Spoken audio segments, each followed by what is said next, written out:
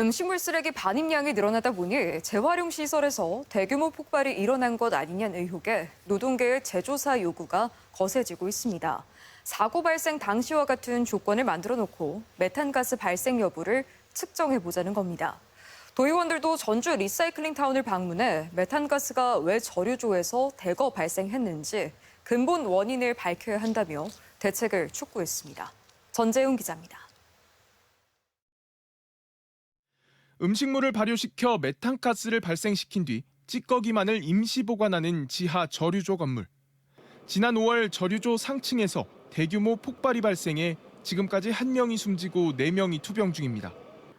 배관 토치 작업 중에 메탄가스가 5에서 15% 농도로 들어차 폭발이 일어난 것으로 경찰은 보고 있습니다. 공장 측은 사고 직후 브리핑에서 메탄가스가 있어서는 안 되는 것으로 알고는 있다면서도 대량의 가스가 들어찬 원인을 설명하지 못했습니다. 가스가 있으면 안 되는 곳이고요. 가스 누출이라든지 유입이 된 것 같은데 저희도 정확히 그 부분은 정확히 인지하지 못하고 있었는지. 원래 메탄가스는 전처리 과정인 소화, 즉 발효 과정에서 다 포집돼야 하는데 저류조에서 뒤늦게 가스가 대거 발생했기 때문입니다. 노동계는 2019년부터 기존 음식물 쓰레기 외에 은폐수를 추가 반입한 것이 원인일 수 있다며 사고 당일과 동일한 조건을 만들어 재조사에 나설 것을 촉구하고 나섰습니다.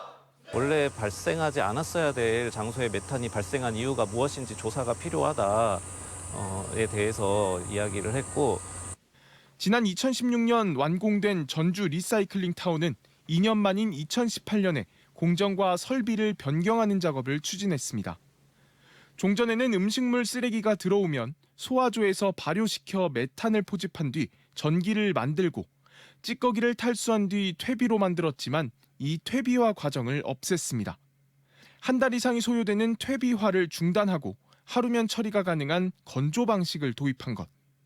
메탄 발효를 위해 넣는 맹물 대신 외지에서 은폐수를 받아 추가로 투입하기도 했습니다.